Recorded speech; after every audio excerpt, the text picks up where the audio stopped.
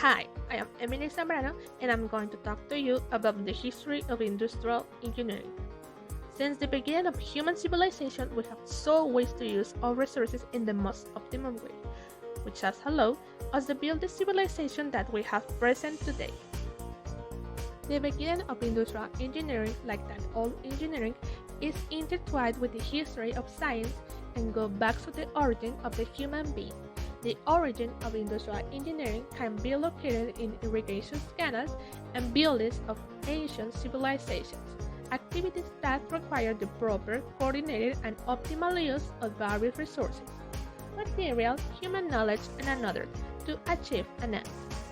The construction of the pyramids in Egypt and in America is one of the many examples of the application of a conglomerate of knowledge of geometry, physics, and use of human resources, raw material, equipment, and tools optimally to achieve a goal in a given time.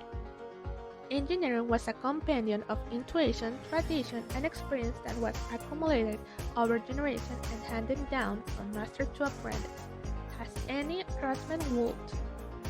Some initiaries of industrial engineering: Archimedes, Euclid, Pythagoras, Plato, Descartes, Blaise Pascal, among others, applied knowledge in order to defend the interests of the rulers and military and improve the quality of life of their people, with irrigation systems, safe construction, and aqueducts to ensure the exchange and marketing of goods and services, food, and invention and design of equipment and tools that facilitated the development of multiple activities. From the beginning, the basic questions about what, how, where, and how much to produce had been evident and present in the organized, productive activity of the human being.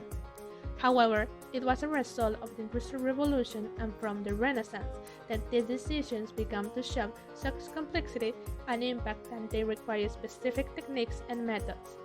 This is how modern and scientific engineers begins. The influence of the history of industrial engineering to create tools that would facilitate the carrying out of workers increased after the Industrial Revolution, which marked the transition from manual to mechanized production, and until the replacement of human labor by that of machines.